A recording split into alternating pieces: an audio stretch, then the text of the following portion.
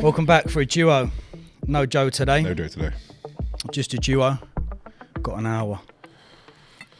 I'm very well aware of the concentrations level dip around about the 35. I know, I turned up early as well. Oh, I thought it was terrible. at 10, so I was like, right, I'll get there at 9:30 because, you know, I got to do cardio, I got to do steps. I was like, fuck, I'm going to wake up, do cardio, shower, come. And then I... definitely not. Definitely not. Absolutely no chance of that occurring at this stage. And so I got here at like 9:30, worked for like half an hour. I was like, Tom will be walking through that door any minute. My Tom's bad. always on time. My bad. And then 10:01, I was like, what's going on? I looked back through the messages. You said 10:30. I was like, oh, fuck. I had to run. I nearly got attacked by some lady at the calf. I had to give it the Mayweather shoulder in case she... That was nasty, It's man. very intense. She let months, if not years, worth of trauma out on Tom. Yeah, I don't help it though, man. I've got a terrible tongue on me. But she was screaming. There was a queue. I'm just ordering a water. I said, are you having a coffee? If so, can I jump in front and pay for this? Full blank, ignore. I thought, no, you can't do that to me. Rude. So the woman behind the till says, go on then, and she lost it. It's Probably had a really very quick. bad day. Month. Very bad day. Maybe she got caught up in the Gatwick queues. I'm dreading Saturday. I've not experienced like airports normal since before COVID. Like they've been pretty empty since. I mean, it's probably normal now, but I've not flown for a good few months. Joe's flying tomorrow, isn't he? Joe's off to Spain. Spain, a couple of days. I'm off to Ibiza. You got any trips on this prep planned? No? I did think about it. I thought, right, I could do Dubai, I could do Marbella, but one thing that I've ever learned is if you go anywhere over the 2 hours in a bodybuilding prep and business at the moment, like, I ain't got the time for it. Really? Like, I really just haven't got the time for it. Yeah, I was going to say Marbella would be good, but even when you land in Marbella, it's still an hour to Puerto Banús. So it's just... And then I got to do the steps and the cardio. Yeah. You get there on the Friday, then you got to work until 8 p.m. on the Friday. Then it's like, Step, you leave Sunday. Steps around Marbella are lovely though. Like I could Around the port. Yeah, so I do the port down, up, past M13, round, get a coffee, cinnamon bun. Here's one thing that I was going to ask you about. Go on. I actually wrote this down and things to talk to you about. And I think maybe the viewers could say, so what are your considerations for going on holiday alone versus not? Because I've never been away on my own. So when I saw that you were making us I thought, I would love to do that. Yeah. To not think about how the other person's feeling. Do we need to get up and do this? Do we need to make the most of this day? If I feel shit, I won't. If I feel tired, I won't. If I feel good, I'll go do something. So I wonder, is there any different considerations? Do you do anything different than if you were to go away with, I mean, just as an example, an ex-partner, parent, or whatever? Yeah, no, I mean, it's totally... Sometimes when you go with your partner, the good thing about my ex is that we were almost mirrored each other. So we'd be in sync. Like if we had a busy day on one day, the next day we'd be just lounging about. Yeah. So that, like, because it's not like, you know, them partners that are summer chilled and want to do a hike. Yeah. We weren't like that. But I went to Marbella on my own a couple of Februaries ago. That was nice just to get away. But Mykonos was the first time I went and started eating dinner on my own. Yeah. So it was a little bit... The first night I was a little bit nervous, a little bit, you know, apprehensive to sit down. But then I think they thought I was a food critic. Okay. Because obviously I like dressing up and that, and I rocked up and studying the menu, and then I thought, oh, maybe if I like play into this. The service was unreal. Mr. Moore, can I get anything? I'm thinking, oh my God. So yeah. But in terms of considerations, I went with a kind of routine in my head. I just wanted to mirror my home routine on holiday. Yeah. But then I'd box everything off in the morning, I'd do my client check-ins, and then I had the whole day. But it's nice, yeah, because some days I'm quite meticulous in planning, aren't I? So I know like I'm going beach club on Thursday or whatnot. But it was just nice to wake up, walk around town, train at different times. I suppose that's like the more relaxing thing now. Like I'm not bodybuilding, is that my training times, expenditure times, cardio types can just change as long as it's been ticked off on a daily basis. Mate, it was like almost euphoric sometimes. Yeah, that's how I felt. No, it seems a little weird just going on holiday on your own, but it was really like, I feel like it was the final piece of the puzzle for me, sorting that out just to be right. Okay, what's happened a couple of years, like over the last year. I'm in a good spot now. It's time to just, do you know what I mean? Yeah. So it was good. 100%. I can definitely understand how people do like find themselves in those more spiritual places. 'Cause you're truly left to your own devices, like without a conversation to influence your day. No, exactly. Other than like the only conversation you have is someone who doesn't know you. Yeah. You know, so it's completely unbiased. And this is what I thought about therapy. It's the first time that you can have a conversation with someone who's not involved in your life. Absolutely. About like pretty private things if you want to. And when you go out to a place on your own, you're left with your own thoughts to mull over. You don't need to think about certain things. And Mate, I highly recommend everyone do it. I've been interested in thinking about it. I think you should. I think you'd really enjoy it as well. Obviously, being in an environment whereby you've got your gym and that, it's always handy. Bring my Mac with me. Yeah. But like, I need that. That work element keeps me quite disciplined. Yeah, I know what you mean. Do you know what I mean? I nearly thought about, like, I think on previous holidays before when I've been online coaching, I'd say to clients, all right, I'm going away for a week. You know, let's either check in on a Friday, all of us check in Friday, and then I've got 7 days off. But I quite like that element of still being on the... I think if you're on your own, it's probably a bit easier. Yeah, of course. Fill the day a little bit. Yeah, that was always difficult, being with a partner and having to check in online. But I'd do it first thing as soon as I wake up, like a couple of hours before they get up. I think is what's best, and you can crack on with the day. Yeah. But no, it's nice. It's really good. I think you should definitely do it. Maybe go to an actual proper, like, retreat. Mykonos is hardly finding yourself. It's fucking materialism everywhere. You take one step into Mykonos town, it's Louis Vuitton and this and that, which I quite like. But I came back and thought, I do now want to do something like... Yeah. Because I always think it's a bit fucking Bali and Thailand and stuff like that. But everyone that's been there has had a really good time. Yeah. No, I'm keen to go Far East again. I'm ready. Been before, yeah? Yeah, I've been many times, like to Thailand, Phuket, some of the islands, done Cambodia, but just the people there, unbelievable. How so? Just get a completely different perspective on life. Like, yeah. And don't get me wrong, you do see it in England. I don't see it in England because I'm privileged. Like, I don't see the true, like, disparity of people. Right, sure. I don't see people who are poverty stricken, who struggle for food, who your £1 or £1 or $1 is their day's food. Like, you don't see that. But I don't see that in England anyway, because I'm in my little cocoon, in my bubble. But when you go there and you put yourself into it, but then you see their attitude and their mentality and their happiness, like, they exude it. And I think so many people say that, how are they so content with so little? And that's that Far East mentality a lot of the time. Yeah, we need to implement a bit of that. And it's true that they do like happiness scales, don't they? Is it Norway that's the most happiest, or quote unquote happiest? Maybe one of them. Yeah, I'd definitely not the like UK. to travel over there. So you've never experienced that sort of level of... Not in England. Surely when you're living in, like, East, though. Yeah. Where did you stay in East? Yeah, Bethnal Green. Yeah, Bethnal Green. come on. I mean, I experienced it, but, like, I was more worried about my own anxiety and fucking surviving day to day. Yeah. Rather than looking around and thinking, I was thinking, how am I going to get up these stairs and not get fucking stabbed? That was more what I was worried about. So I was, like, in a cocoon of fear for a very long time. And I couldn't, until I got out of it, I didn't realise what I was in. It was pretty hectic, to be honest. Well, then I said to Josh before he started, we had a few questions. I appreciate everyone sending over some questions, but I thought it'd be a good time to take this opportunity to give the viewers and listeners a little understanding of who we are. Yeah. Do you know what I mean? Because I think a lot of people do tune in and listen to us and don't really know who we are. But where was Josh Bridgman born? Where was he born and raised? Born in Gloucester, right? Gloucestershire, in a rural, predominantly white, middle-class family. Single child. Parents divorced when I was 13. Really? I was going to say when... 12, 13, yeah. Went to private school until year 6, so until 11. Did my 11 plus. Went to a grammar school, so you can already hear the privilege oozing out of my mouth. Pause.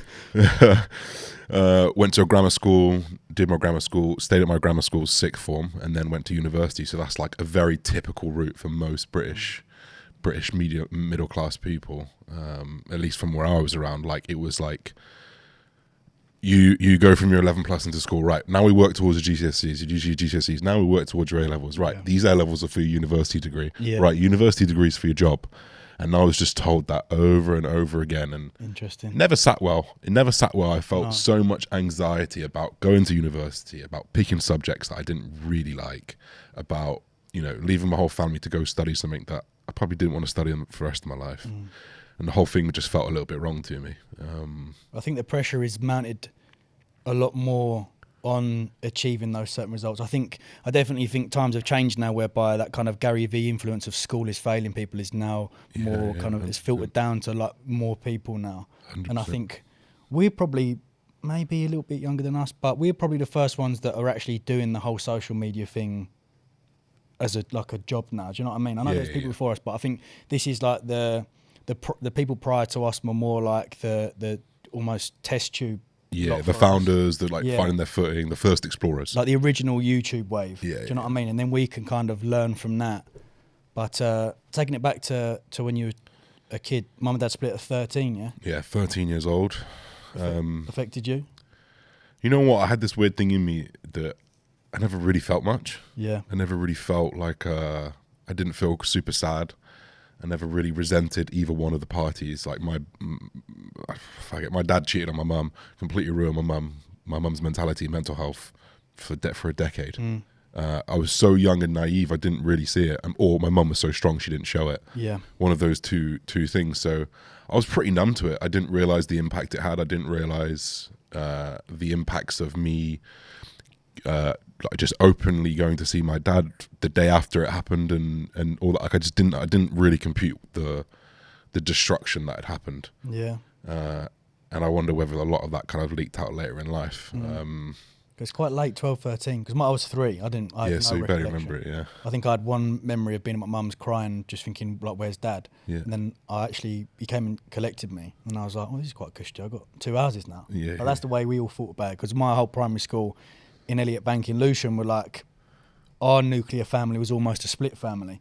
Like every time I go around someone's house, it would be a different house every time. It would be mum, auntie, granddad, dad. So it was quite normal for us, I suppose. So that was nice. My issues were going into year 7. Yeah. So did you have friends when you went from primary into year 7? So none of them followed me. Because I was in a private school, so a lot of the private school kids stayed on. Sure. But I was like a big fish in a little pond in the primary school, and I was just told how I'm going to be a little fish in a big pond when I get put into the grammar school with tens of thousands or 1,000 people or whatever it is. I was still a big fish in that pond. Of course, mate. Of course you're a big fish. You've got a big fish mentality anyway. You have to. I struggled with that. Year 7 going into a brand new school was tough, man. That was probably some of my hardest years. I mean, your schooling was completely different from mine, even from a culture perspective. Yeah. From like what your norms were probably very different from mine. So I don't know, maybe talk a little bit about what that culture was like at school. And there's a couple of pictures. My old man keeps all the pictures from, school year pictures. There's a couple of times whereby I wouldn't say there was like a white minority, but there was a couple of times where I thought, wow, that's what a split that is. Yeah. But that for me is London. Do you know what I mean? That multicultural element is London. So when you hear all these fucking outrageous games like, oh, we've got to get back our country, it's got to be white, you think that ain't London. Yeah. Do you know what I mean? The multicultural, different cuisine and different religions, and that's what I was used to. So when I went to year 7, I migrated towards those ethnic groups because that was just that was so comfortable, because I'd be going around these different houses having different dinners all the time, and I loved it. It was absolutely quality. So stepping into year 7 in a very, very white school was like, God, this is tough. Yeah. So I went in my shell, man. They were some of the hardest years. I remember just being in tears every day. I used to be crying in class. I'd look out the window as if I got something in my eye. I was like, I want to go back to the boys. Because you just felt uncomfortable. I felt alone, man. I wanted to go back to Forest Hill, which is where I grew up, and see my lot. But that ain't. You look at where some of those lot are now. It's that small kind of tribe mentality, in the sense that they haven't gone out. Yeah. They stay there. And it's not that we should fucking look down at our nose at any type of job, but I'm just saying it's like they've gone into that and that's like them done. Whereas I suppose the mental resilience that I learnt from that quite early age has toughened me up as I got older. Yeah. Like my ability to handle things now is quite like, apart from people in cuffs that want to take my head off. Do you know what I mean? I'm usually quite good at handling things, but yeah, it was. And then you were obviously there till year 11. Then from year 11 you went to an apprenticeship, right? I did sixth form. Oh, you did sixth form? I did sixth form, yeah. I didn't quite get the grades to go in, so I was actually in year 13. I was in a year 12 class. Okay, yeah. I was like the big kid in the. I had a few friends in there actually from the year below. They were quite cool, but I did economics and business because my economics teacher liked me. Said, "Yeah, just come back," and thankfully allowed me to do my passion, which was physical education and media. Yeah. So it's like arguably the two things I'm sort of doing now as a career. Yeah. So. Yeah, they were the two subjects that I liked. I didn't really get on with school. I don't think many people do. No, I think some people really do find themselves there. I found myself a little bit later, for sure. It was very like a confusing time for me. I didn't really, and like this is kind of what told me that my body, I am here for something a little bit bigger, because the things didn't really compute for me. Like I didn't get why I was being challenged to memorize the last year. Yeah. And the thing is, I'm really good at that. Yeah, so I did fuck all, always. Same at university, I did fuck all. Yeah. And I could pass everything because I'm good at exams. And I used to sit next to the kid who was 10 times smarter than me. I used to copy his work in class, because when he had time in class and no pressure, he was good. And I'd get better marks than him. And my brain was like, this just doesn't like actually make sense. It's completely flawed. And I didn't like rebel because of it and say fuck all this. I kind of like carried on in my normal sheepy ways. But there was something that wasn't computing, and I was the same. Even things like uniform. Yeah. I used to rock up in like skinny black jeans. They're like, nice, but how is? I'm here to learn. Yeah. And I was like cheeky little, but I said, look, the fact that I'm wearing black skinny jeans instead of black suit trousers, it's not going to affect my learning. Yeah. I used to come in every day and they used to say, you're not going to change, are you? I said, no. Yeah. And they used to go, yeah. You know what I mean? We used to have uniform cards, right? Blue, a traffic light system. You'd have blue, yellow, and then red. Traffic light system. And if you had your shirt untucked, your tie down or anything like that, you'd get a signature on your card. And if you got 3, you graduate to the next card. Filled up the blue one, after school detention straight away. Right. Fill up the yellow one, internal suspension, which means you miss a day's lessons. Yeah. I obviously got a red every single term. Yeah. Because you come in from football, Of you've course. got like mud marks here. Yeah. And then like you're like absolutely stinking and they're trying to make you put the blazer on. Yeah. I'm thinking, no, I'm not doing that. So I got externally expelled at least 4 or 5 times for having my shirt untucked 9 times. Like that's fucking ridiculous. Yeah, of course it is. As a 14-year-old boy, full of testosterone and like running around every single day, like it's hard though. Well, when we have kids now, because he's going to come to me and I'm going to think, oh, I was like that. But I'm going to have to be proactive and say, no, look, you got to tuck your shirt. They were some of the best days. Those football games, they were lethal, mate. Last goal wins. We used to take chunks out of each other during those. Brutal, mate. Year 11, year 12. Fantastic. But yeah, I suppose a lot of people do have that kind of. Did you ever have Saturday detentions? Yeah, sometimes. Yeah, I had Saturday detentions. 9 till 12. We had reports cards. So I was on. I think I got to like red report. Brutal, mate. I just some of the punishment systems were a little bit confusing.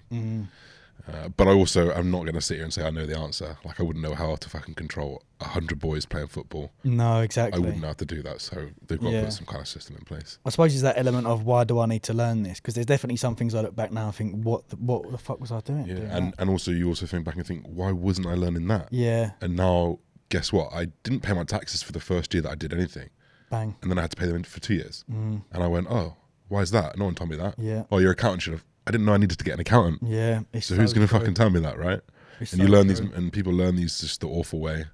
And, Amy's 10 years into her career, and she's now had to just get an accountant because obviously you hit a threshold where when you're in a company and you get given dividends, you get given shares, you get given X, Y, Z.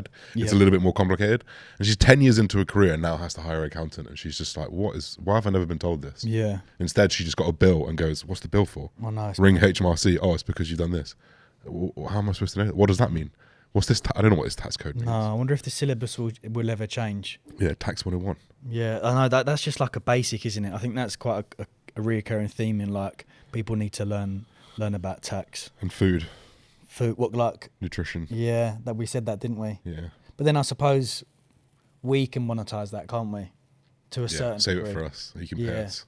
Or I mean, Joe Wicks has done probably one of the best jobs at doing that because yeah. He is like the teacher for the kids from a food aspect. Yeah, 100%. We need to be the Joe Wicks of the social media game for younger kids. Yeah. But then it's like the moral compass, isn't it? Should we be teaching kids in primary school and secondary school about algorithms and I think we should. I remember my mum and dad more so my mum when I used to tell her, look, mum, I'm going to be doing this full time. Like, leave me alone. No, go and get a fucking job. You're out. Yeah. I was like, right, I'm off then. So I lived in a little studio flat, and then like as the YouTube channel starts to slowly grow, then there's stresses. But I can completely understand. Like if I back then had been so used to like that upbringing of primary school, secondary school, be a nurse, my dad a teacher. And then their son all of a sudden says, I'm going to do YouTube for a job. They're like, no chance, mate. Yeah. Whereas I think if we have children now, we're in a spot like my old boss, Luke Johnson. in his sort of father position now to teach his kids the ins and outs of marketing, and that is like gold dust. That is for them. Yeah, you got to think the next gen, whatever. The next Logan Paul, the next Jake Paul, whoever else, KSI, like they're already on the planet. And, they are, and they've and they don't know it. And they've had an iPhone in their hand since 4, whereas for us it was 18. Cool. And I've got 10 years of experience on iPhones. Well, by the time they're my age, they've got 20. But but I think we are the unique generation whereby I think we're going to benefit the most. 100%. We grew up with toys. Exactly, and we've had our foot in the real world, the before e-world, electronic world, where. What time are you home? 4:30. And if you're not home by 4:30, you're getting your ass worked. And like you've got credit that runs out on your phone. Yeah. You've got Nokia Snake. No Wi-Fi. Mum, get off the fucking phone. Yeah. That bollocks. I used to love. Yeah. Like that's why I think we from like a psychological point of view are a little bit more developed in this world. Yeah. Because we've also got personalities whereby some people are like just completely dead behind the eyes. And there's also a personality that's us in real life. Like you get those people who are, what's up guys, what's going on? Welcome back to the video, blah, blah, blah, blah. And then you go see him in real life. Ross Dickerson's one of them. Yeah. Like he's like, what's up, good. And then you see him in real life, he's quiet as a mouse, unless there's a camera on him. Yeah. And it's like this persona that people think they need for social media, which, you know what, I'm not gonna lie, it probably works for some people, but I get a bit of that though, man. I get a lot of, when I first meet people, they're like, "Oh, I thought you'd be a bit different," but maybe that's just being shy though. Yeah, but not even shy. I just like to sit back. I like to take in the room. Like I don't. Yeah. I'd never walk into a room in Team Cycles vlog style, or like on the way. Okay. Or like on the way. You know how I'm on the way to the gym. I've got yeah. pre-workout and I'm dancing and that. I would never just bust into a room doing that. I need to like understand the room first. Yeah. When did TM Cycles become TM Cycles? Is there a Thomas Moore? Or is TM Cycles Thomas Moore? And when did this? Well, I've been all over the place, mate. I know. I've been split. I've been the same person. I've been 3 different people. Yeah. I think I'm back now. I feel like I've gone round like that film, but now I'm back to being Tom Moore. But I suppose the TM Cycles element came when the money sort of started coming in, really. When was that? Or how long before you? I know you worked for SPS for a while you're doing your own thing on the side. Yeah. I guess, like, what was your moment where you went, right, I'm going to do this myself now? Good question, yeah. It was when I could feel Luke getting a little bit agitated with the lack of work that I was doing for him. Because you're interested. Yeah, because he knew. But I think he knew it was coming, and I think it's natural for kind of creatives in that position to kind of, the life cycle of people in those job roles, is quite a high turnover. Yeah. So I sort of said to him when he went away, look, Luke, I think it's probably time. And he said, I knew it was coming, mate. Yeah. I'm still here for you. And I love that bloke. I love him, for the rest of my life with the things that he's given me to do, like the tools. But it was at that point where I was like, right, yeah, I've got to do it myself. And it was scary though, man. I think the biggest fear for when we do that is the financial net. Yeah. Because we've got a consistent, say, 1,800 quid coming in from SBS. Yeah. So all the other money's like ka-ching. Yeah. Even though it's only 1,800 in the grand scheme of things, that's big for us. When that covers your base fees, everything else is profit. Yeah. Yeah. So I was buzzing. I was like, nah, I can't do it. But then I think within the 2 months, the time that I had, you're making that back. I think I tripled that. Like within a couple of weeks, man, the member site started going live, and then that gathered a lot of momentum, and I thought, God, we're onto something here, I suppose. So it was at that turning point where the arrogant, quite fucking narcissistic, not very nice bloke came in, because it was the addiction of seeing the money, and then when the money dips, you panic. I made a 10k month this week, did 15k, then I've gone back to 12. I'm thinking, what's happened? Yeah. I can't go out now. No, you can keep quiet. Yeah. Do you know what I mean? And then from a relationship point of view, that's when it probably started to break down a little bit. And then you try and slap, materialistic goods on to make up for the lack of emotion that you should be giving. So it was at that point, like the TM Cycles kind of guy came in. Yeah. And then I think it's probably obvious now. I've separated from my partner about 1.5 years now. So the last, I'd say, 1.5 years has been very much a kind of recalibrate, kind of understand who I am, what I'm doing here, my purpose, and it's been great, man. It's bittersweet. It's tough because you go, like I said before on YouTube on the YouTube channel, when you lose something like that, it's hard because you gain what I've gained from that is massive. Like I feel like I'm back in a real good spot, but it consistently I ask myself, was it worth it? Do you know what I mean? And that's probably the one area I need to drop off. Like I just need to go, look, it's happened now. These things happen. Yeah, draw the line.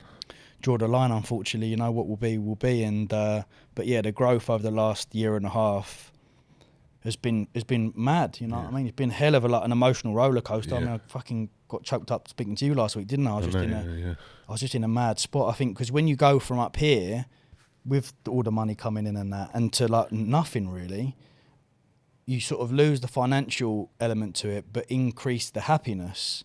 Yeah. But then because you've been so used to seeing that money come in the bank, you do start getting a little bit, oh God. Of course. But that's the worst spot to be in because you start to become very frantic and start doing things and, panicky. Let me try and do this. Need to get this money. Business venture, let me try. And it's like, no, look, strip it right back. Yeah. What I am good at and what I love to do is content creation. And that's why I wanted to go into what we're doing next. So, yeah, it's been a hell of a journey. Yeah.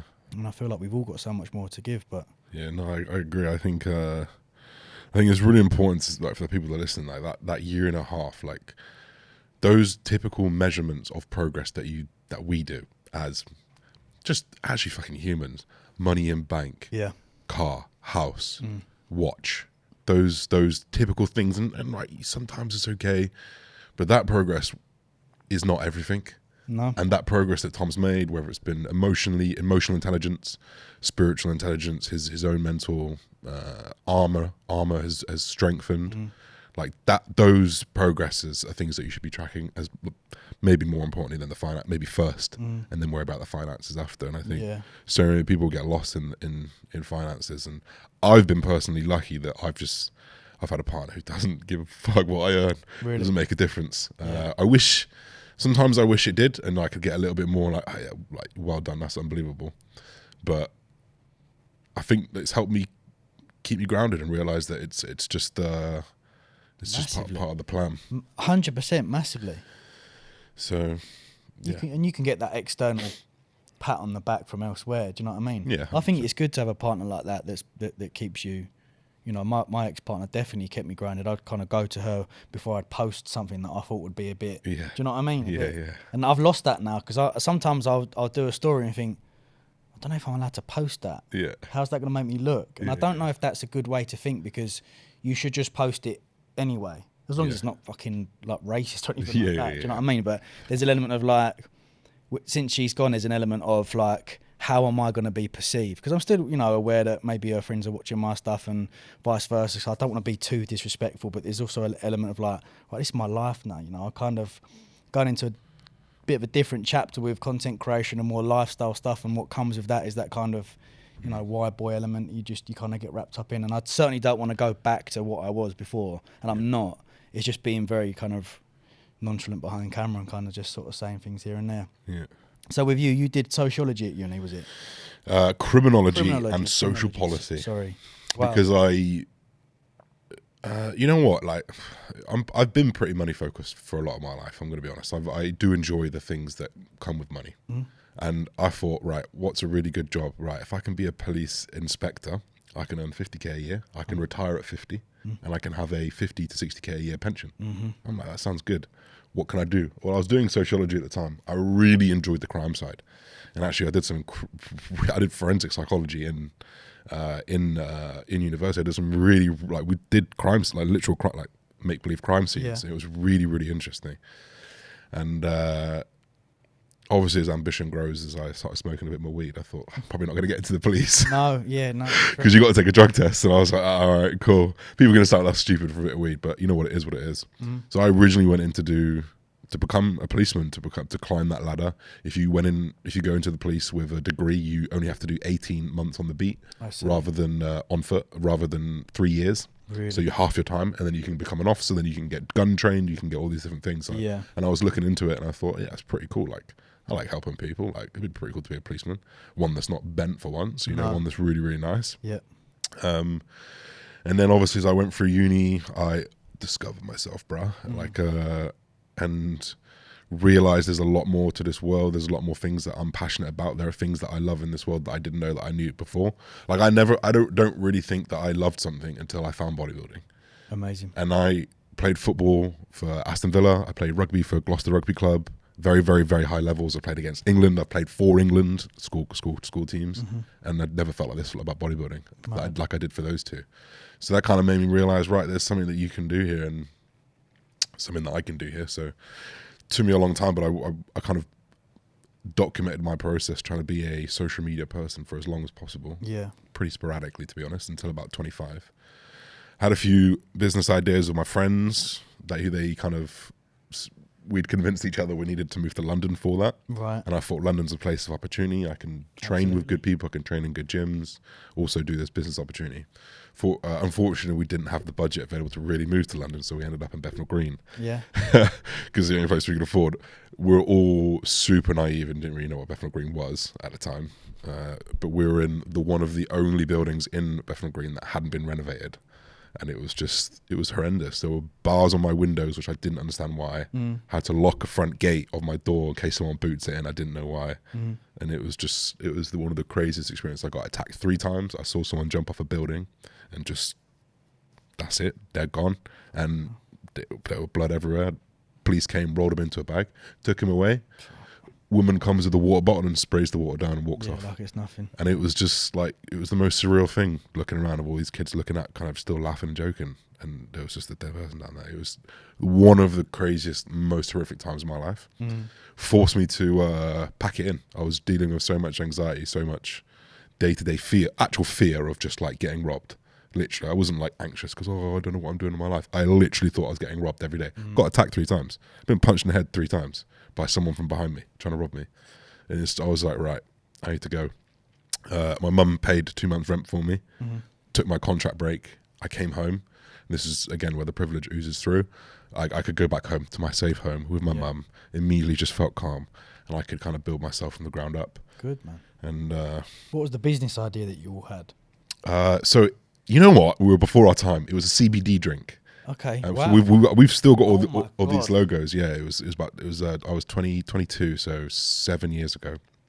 We called it Hemp Life. Mate, you'd have been way before it. Yep. It was really, really good. And like we'd managed to homogenize the CBD because it was really difficult at the time because we wanted real oil. A lot of these people just use the powder that's a bit fake. So with the real oil, we homogenized it. We had amazing flavors. We'd spent 10 grand between us that we'd all lent off our parents. And we slowly realized that, how'd you sell it? Oh my God. You know? Bullshit. Who'd you go to? You even need to pay someone for a connection to Sainsbury's, Tesco's, which we were trying to do. Yeah. Or you've got social media. We couldn't do that one, and we eventually couldn't afford the first one. Shit, man. So I pulled out of it and said, I need to go chase my own dreams. 2 people stayed in it, and they obviously folded eventually. But that's annoyed me. Because I reckon if you had some decent backing. Yes, it was genius. Hemp Life, the branding was super sexy. Yeah, that's really good. You know, Dragon's Den was about. Yeah, I mean, we should have done in hindsight. I wish I could take my business brain now and do it then. We just didn't know how to apply ourselves. We didn't know how to find the right contacts. We were looking at buying the homogenizer and doing it ourselves in our garage for like 18 grand. I'm like, that's just not sustainable. How are you going to put it in a bottle? How are you going to keep it hygienic? And it was really, really difficult. That's mad. I didn't know that. Yeah, we did. Yeah, that's way before your time, man. Yeah, way before hemp. You'd be billionaires by now. You know that. Yeah. If you had a little investment, someone said, "I'd like this idea," and like we had merch idea. In fact, I had a Hemp Life hoodie, merch ideas. It was sick. And anyway, that folded, and I came to pursue my social media dream. And what age was that? 25. 25. Yeah. And you're now 29. 29. 30 this year. 30 this year. New Year's Eve. So yeah. Yeah, I'm 30 next year. 4.5 years. Yeah. Still, man, the progress in the 4 years has been insane. Yeah, it's been a snowball journey. I think I built a little bit of a following before I kind of went, maybe like 10 or 12,000 people that followed me. I remember just getting the swipe up when I moved home. Yeah, I think that's what a lot of people always question about is like how do you kind of how do you get over that initial hurdle of like the first 1,000 followers? Yeah, it's showing up, man. And it like, is, isn't it? I was speaking to my second coach, Ethan, yesterday, and he's like, I finally feel like I can talk on camera. He's been doing it for 2 years. 2 years? Yeah. What do you mean? Like, does he not speak on stories? Not very well, or he didn't very well. Yeah. He felt awkward with cameras and microphones, and I was pretty awkward for a long time when I look back on my videos, like maybe a year. I mean, obviously some people take to it a little bit easier, but if that is not the biggest call for just doing it and getting the shit time out of the way, like go put in your time. If you can put in that time earlier, you know, you're going to get better at it quicker. Of course. And you don't necessarily have to worry too much about personality. You've got to look at it like the triangle: personality, value, and then the kind of content that's being created. If you can box off at least 2 of them, Yeah. you know, if you can provide value at some kind of level of decent cinematography, then it's okay. Because you look at like who's the YouTuber that does all the tech stuff? Is it Marcus Brownlee? Oh yeah. Like him, personality wise, I think he's definitely come into himself. You know, he's a very entertaining character. I'll kind of lose myself in his videos sometimes, but that value and cinematography element has just meant that he's rocketed. Yeah. So I think people listening don't need to worry too much about like, how am I going to... For sure. You know. I think the things that people forget about value can be funny. Value can be aesthetics. Absolutely. Value can be education. Value can be anything, a joke. Like it can, you know, something that someone goes, you know, that's literally all it is. Something that makes someone think. And that's pretty much like when I got home when I was 25, that's when I committed. That's when I was like, this is a job now. Yeah. And I posted every day and I started on YouTube and obviously built the dream. And so you were around 25 when you came to my gaff, was it? yeah, man. 25. I was seeing Amy then. Yeah. And she was in Sunbury. Right. And okay. you were like, I was like, yes, no, it's about 10 minutes away, no problem. Because I was just like, I just want to train with you. And I drove for like an hour and a half. I forgot my camera. I left it at home. Oh, so I drove 2 hours home to drive 3 hours back in that day. Oh, Josh, should have asked me for a camera, mate. Nah, plenty like that. I couldn't show up like an amateur. That's good, but I mean that's mad growth for both of us because that feels like 10 years ago. Feels like so long ago. I feel I've aged as well since then, man. I feel drained sometimes. Like that to think that was 4 years ago. Yeah, 4.5 years ago. Pretty much. I think it was February, 4.5 years ago.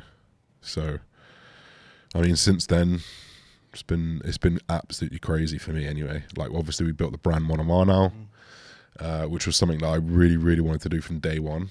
Yeah, I was going to say, when did that first idea kind of? When did you flirt with that? Merch. JBF Brigade. Yeah. Expenditure Gang. Yeah, I remember, man. I used to do Q&As and call it Expenditure Gang. I fucking put the hashtag on a t-shirt. Mate, it's stuff like that. You know what I mean? And that compounds. I realised that the limit there was Josh Bridgman Fitness Brigade. Yeah. And I was like, this needs to go. And one of mine was already something I was saying in my life. So obviously it fits perfectly with the mindset and lifestyle. So then I just swapped the name. And then we made our first merch one of our merch in 2019, December. And then probably waited 3 or 4 months until March. And then we did March 2020. And then we did the cuffs. Yeah. And then since then, I mean, we've sold 12,000 pairs of cuffs. And we've done 16,000 orders this year, May to May. And that was 21 to 22, 16,000 orders. I mean, even the year before must have been 5,000. So you know we've over doubled every year since we've been starting. And for someone from a ratio perspective of like your followers to sales, it's really high conversion. Ridiculous, man. Really high conversion. I think that's what probably we all do quite well is our conversion because we've created that stable base of followers from the get go, and we've never really kind of slid or became people that we weren't. Do you know what I mean? I think that's key for anyone looking to start is that element. I know it's very cliche to always be yourself, but I think it's so crucial, man. Yeah. Because you find yourself, you see some of these big YouTubers that have got hundreds of thousands and they come to sell a product and they can't nothing. No conversion. No, I've been there. We've worked for individuals where we thought we'd get quite a big paycheck off the back of this. Yeah. You know what I mean? I know a couple of people as well that would work with influencers. They own a company and they take on board an influencer and they'll, you know, a bit of marketing towards it. Guys, I'm going live on Monday. Make sure you buy this product. They sit and wait for the orders to come in. Nothing. You think that you've missed a very, very major flaw here. Yeah. If you've got an inability to convert like that. I feel like a lot of that comes down to the message and the persona and like the vision. It kind of sounds cliche, but like within business, you have like your mission statement, right? Yeah. And now, right, yeah, you can go write out your mission statement, but a mission statement is almost like something that you live by. And me and Tom have always worn, and Joe, who's not here, have always worn our heart on our sleeve. So people know our vision. People know who we are as people. People know what we're trying to do in terms of helping people and whatnot. Yeah. And I think when you can see and feel the vision of a brand like Gymshark, you know, like Alpha Elite, like Lululemon, and like Nike, you know, you feel the brand.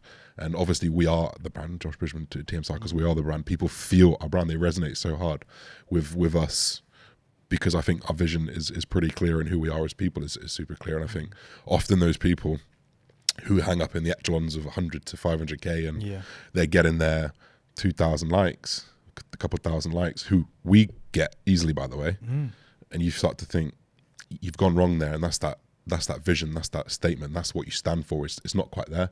People don't quite bargain it. You're there to look at. You're not there to buy from. That's very true. And it's very good point. And it's like there to look at. And it's like a celebrity throwaway comment, throwaway follow, isn't it? Yeah. You just sort of exactly. You just sort of follow Tom Hardy, or you follow The Rock. Exactly that. Because he's The Rock, not necessarily what The Rock is providing. Exactly. I mean, it must be a hard spot for people to. I know I've seen people kind of fucking melt. Remember Sean Thompson? Yeah. Remember Sean Thompson? I mean, he had a crazy cult. Way ahead of his time when it came down to kind of that uni lifestyle element before anyone else. I mean, this guy was churning out content, and it was you know, me and him used to go back and forth. It was quite funny. Then he reached out to me a while back. I thought it was like, oh, it'd be good to jump on a podcast with him because he's gone fucking right down a spiritual path, and he mushrooms and all sorts. And do you remember when he went through like a spate of doing those videos? He posted it in his garden. He's going. Oh yeah, spacing out. Proper Mike Tyson dry mouth, didn't he? You heard Mike on Impulsive. Oh, give a man a drink, man. He's like, nah, it's not ready yet. Yeah, and he's just like Impulsive. Jumping. Yeah, it's horrible. At that point, I think you can see the kind of fear of like, right, I've snowballed, I've got to a position, but I don't really know where to go with it now. Do you know what I mean? Yeah, it's crippling. Sometimes it's like analysis by paralysis. Yeah. Paralysis by analysis. Yeah. And I feel that sometimes. I feel like the urge to, with one of mine right now, we've had, you know, this last 6 months, this first half of this year has been absolutely insane from a revenue perspective. You know, you don't want to say it out loud, do you? Well, I think you probably can in future years to come. I think it'd be actually really good. Maybe a little bit long. There's a weird thing about money, but we're doing good, right? And every month has been right around the same.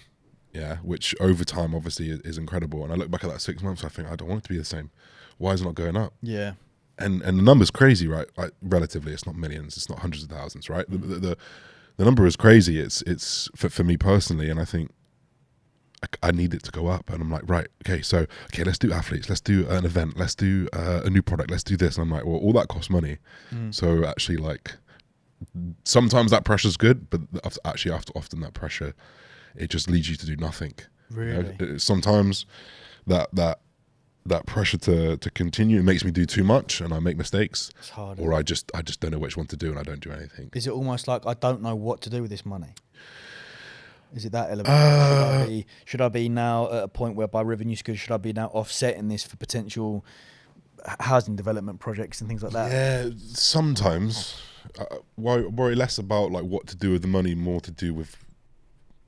Honestly, I don't really care about the money. I don't need to worry about it anymore. You know, I'm extremely blessed. I don't need to worry. So I don't necessarily worry about the amount coming in and what to do with it. I worry about how do I take the brand up. Yeah.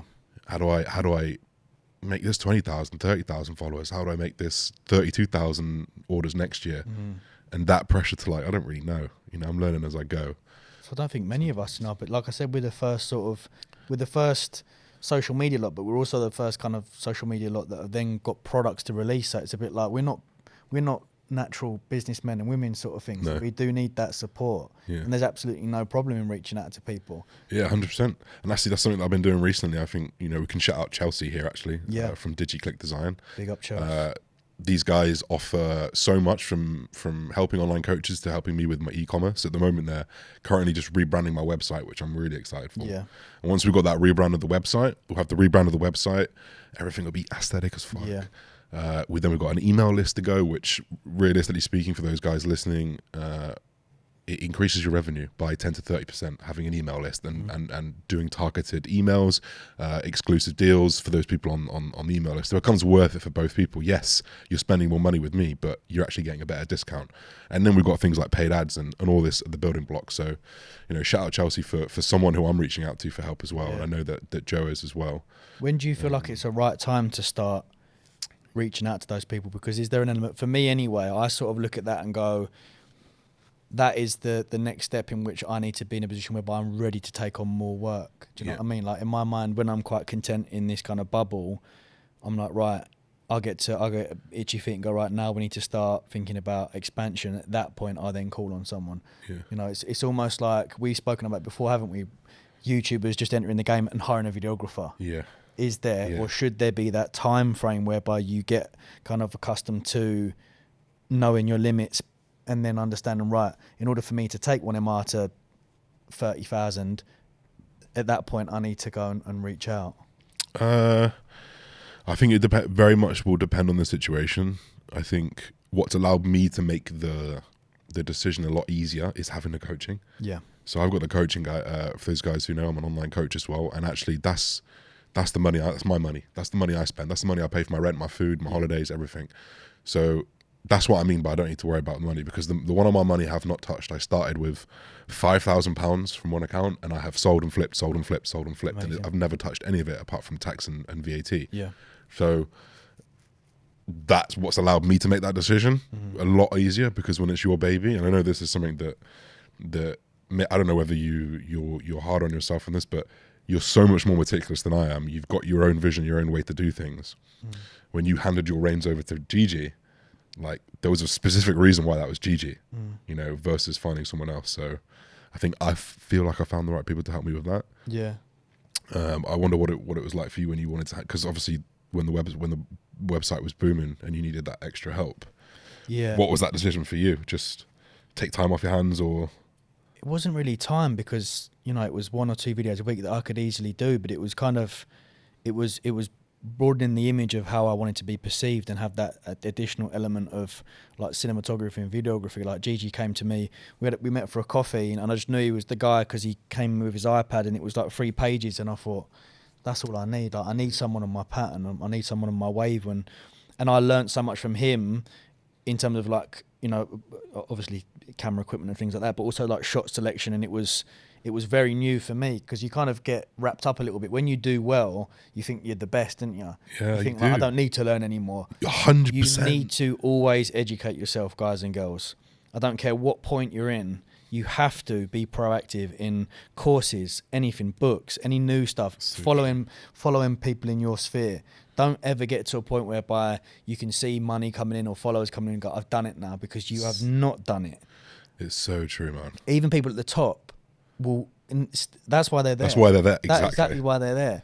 Because they even though, when I speak to some people, and I don't know whether they're just playing the humble card, but I think they genuinely believe that there's so much more to give. Yeah. And you think they're people that are turning millions over. Yeah. And they're like, oh, no, I just got started. I'm like, are you saying that because it sounds good? Yeah. Are you saying that because you're a millionaire and you're just saying you got started? And they're like, no, like Tom, I've got so much more to give over the next 10 years. And I think that is incredible. Yeah. But yeah, I knew Gigi was the guy. We were friends for some time anyway, and I was kind of consuming a lot of his content through his vlogs, and I was like, yeah, this is the style. Yeah. Even small things like the fact that he used Canon, and it gave a more natural skin tone. It looks nice. Do you know what I mean? So I was like that, and he was incredible throughout prep, and big loss, but he's still there, because I'll go for some lunch with him, and he's really good at knowing when I'm going for a bit of a fractured period, or he will like reach out to Joe and say, how's Tom getting on Joe? So I don't think he's doing good. Gigi, right, come for lunch, boy. And then and he will just be like, look, put me on the straight and narrow. He was the kind of catalyst behind doing what the next business venture is. Yeah. And obviously you two guys were like helping that as well, and it was like, right, I needed that. Yeah. So it was definitely hard handing that over. Yeah. You know what I mean? Did you do it when it was? We did it in lockdown. Yeah. Did you do it when it was? Did you do it because you wanted to put that money somewhere, or did you do it because it was financially viable? Because the way I'm trying to phrase the question is like, I hire my videographer, and on paper, realistically speaking, it's not financially viable. It's not. There's the ROI, the return on my investment, I don't get. Yeah. Because I don't get paid X amount from YouTube that covers Andy's fees. I pay with the people that I coach. I use that money to pay him. Not directly though, but what you're seeing, your expansion with your YouTube. You know, you got it, for me. It's very easy because I pay Gigi X amount. Yeah. My members go from X to Y. Yeah. My return is very good. Yeah. Whereas your return is more. There's more of a kind. You know, the fact that I'm paying Andy X amount has meant that YouTube's gone up, but now YouTube subscribers have gone up and engagement's gone up means more 1MR and coaching. Yeah. So I think it's hard for people to get around that. Yeah. I think people are used to, like, if I pay, it's like all the fucking crypto boys, isn't it? If I give you I want 10 bag by the end of the month sort of thing. Yeah. And you need to understand that if you may not see an investment for some time, man. Yeah. But you need to know that investment, the compounding effect of that investment, you know, I mean, even you started like playing around with like stocks and shares now for your pension, it might not look very good here, but in 5-10 years time, the fact that you've invested that money from start. So always start. But I said that before in a couple of podcasts when someone asked, what's it like being in a position whereby you're spending all this money and you're not kind of seeing a return? Yeah. It's definitely difficult, but again, like, you got to see that long-term vision. It obviously helps that I can afford it. If I was scraping by, and I would suggest if you are scraping by and you're thinking, right, I'm going to go get a videographer to upgrade all my content, you know, I think you could, but where could that money go first to make your life a little bit easier? Correct. Are there any other places that could just absolutely do anything else with it rather than like? I think there's risking it all, and then there's being silly with it and thinking, right, I make $2,000 a month. I'm going to put 1,900 of it towards my videographer so that my content blows. Your content's not going to blow. No. My content hasn't blown. I'm not YouTube famous yet. I'm not Instagram famous yet. Yeah. And I haven't been, and I've been doing this for 10 years, right? We've had no breaks. We've had no moments where we've gone viral. Okay, the odd viral video with 1 million views, but the conversion's not great on subscribers. Yeah. We've had no huge collabs. We've had no handouts at any point. You know, which is why, in my opinion, our followers are a lot lower, but also why our engagement is so high. Yeah. Because we don't get those huge sporadic views that get a couple million. You get 50,000 followers and they never click on you again. Yeah. Because they've seen you do a 10,000 calorie challenge, which you only do once every year. You know, so you gotta, that investment, it can definitely pay off, and it will pay off when you do it, but only if you've got the available funds and it's not going to put too much stress in your life. Like, no. And make everything else worse. No, or reinvest it into educating yourself. Exactly. Like you've got a couple of grand to spare, and you got to think that's a couple of grand on a monthly basis for a videographer. You can pump that couple of grand into a course to help you better understand and better yourself at filming and equipment. Yeah. You know, I think a lot of people get wooed by the idea that the videographer is going to make their content look a certain way, which is absolutely right. There is an element of, I do very much enjoy watching you being filmed in the kitchen as opposed to a tripod in the kitchen. Yeah. I love watching that. But you can still kind of almost recreate that by getting a decent camera set up. Yeah. You know, and then 100%. just being choppy. Like if I know I'm doing a 3-minute scene in the kitchen, during that 3 minutes I'm doing a couple of close-ups with me putting stuff here in the pan and that, just to keep that retention high. So don't like plaster a videographer. We've said that many a time before, and I can see the new generation now coming up, and they're doing. I feel it's necessary. Yeah, and it's like it waters down everyone. Absolutely. And guess who's going to start standing out again? In my opinion, guess who's going to start standing out again? The people doing it themselves. Absolutely. And guess which one of my vlogs do better? The ones where I got my fucking hand up. Absolutely. And it's personal. It's kind of like, it's that weird go to and from. So actually, at the moment, we've just rebranded my video. We've just took a different look at my videos. Okay. And actually, you know what? My content was very and it is educational based. So there is long-winded paragraphs and minutes of me talking. But it's not the best for retention. It's not the best for what I want YouTube to be. Yeah. Instagram and TikTok, I can make that much more educational. And actually, for the guys who are watching this, a lot of you guys are going to be educational based. Yeah. Which is more reason why you can just get a good camera. Absolutely. Because it's like, you don't need someone to sit there. Like, I pay Andy for a video for him to set the camera up like these cameras are set up, and I pay him 200 quid. I don't need to do that. You know, obviously I do it for inconvenience and it's in the contract, but you can do it yourself very, very easily. The wireless mics and everything are really good. So anyway, we've just restructured to film just as much in the week, if not a day extra, but take out one of those videos, and to be honest, I'll probably take out another video and just go back to one a week, much like you do actually. I do one. And actually, like, I watched your video, the IB one that came out yesterday. What, it's 12,000 views. It's killed it overnight. 24. It's the first 24 hour one it's done. Yeah, and I can see why, because every scene is a little bit different. Every 30 to 90 seconds, if you're talking for an extended period of time, you'll zoom in, you'll come to a different angle. Yeah. And those little retention techniques, which I kind of ignored because I was like, people will watch my content. It works. So we're going to do a lot more content within the vlog, the same time frame in that vlog, so there's more changes happening. Good. A little bit more animation on the screen, less pressure on me to perform like 3 videos a week. I think I'll do 2 now because I'm prepping. Yeah. But once I'm done with that, I think 1, and just make it a fucking banger. Film 5 days a week and make 1 video. Like, look at this. That's the Joey D. Look at him. Fucking insane, man. It's so much more valuable. I think it makes people want you more. I think people go, when's the next TMC vlog? Yeah, absolutely. You know? There is that element of it. It's a really hard balance to find, because I think in the initial stages you need to be producing mass content. I don't think you should adopt 1 video a week if you're just starting. Yeah. You need to be doing 3. I was doing 3. Unless you can like full send it and you've got a big budget. Yeah. Unless you are like very privileged, already got the bank for the videography, that's boxed off. But I remember doing my initial routine when I was TM Cycles years ago in the very beginning was steroid vlog, a training vlog and an eating vlog. So Monday, Wednesday, Friday. Yeah. So Monday I talk about like Anavar, and then Wednesday I do back and biceps for Cheyenne, and Friday I do food. Yeah. I do like a DIY, my protein pancake, whatever, and then that all of that is so vital, man, because you're of those 3 videos you're saying, oh, this is getting a good response, the gear, then the training, so then you think, well, maybe I can merge the 2 somehow together. I'll get a bit more, and then I'll just do that. So it's vital when you first start to mass content create, and then when you are at a point whereby, right, I can start getting a bit fancy now with the aesthetics and certain things. That's at the point you step in. Yeah. Do you know what I mean? But yeah, it's interesting to hear that you've taken on that approach. See how it goes for a couple of months and just give more than what people are expecting. Yeah. I think the vlogs that I love the most, I mean, I love David Dobrik. Yeah. His videos are sick. And the title is Give My Friend a Tesla, or Steve will do it at the moment.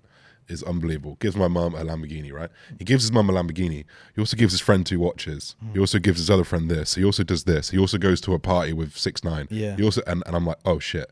Like there's so much, and you go and then you go, oh, this is in it, and you stay, and it kind of like forces that retention. I do think a lot of people listening to this are probably not living the lifestyles that we and me either. No. That can keep it massively interesting, which is even more reason to film over more days, because if you take a week and you're a bodybuilder on prep, yeah, what am I doing? Of course, but people are so invested in your. People know ins and outs of everything.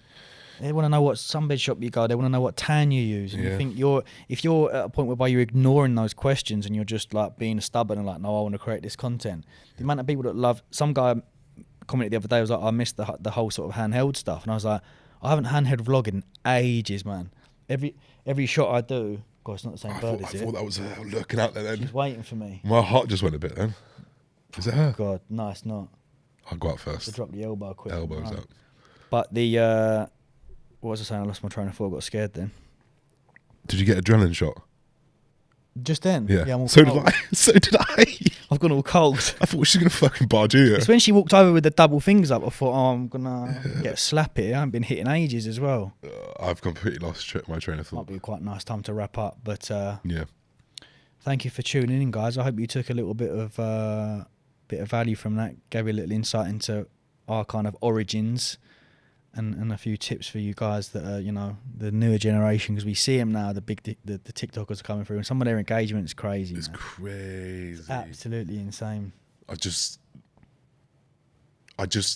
feel like that style of content that pops, like a Jack Joseph, you got a very short timeline because you're going to get old. And then all those little kids that follow you are going to go, this guy's a bit old. Yeah. So you've got okay, if you pop off at 18, great, you've probably got a good career until 25. Yeah. And then you've got that 7 years to change that audience, mold with the audience and build your brand. Absolutely. But a lot of these guys who are just like, they've got that little gimmicky thing that they do. I find it infuriating. And I think it's short-lived. I think people go, oh, this is so funny, but yeah.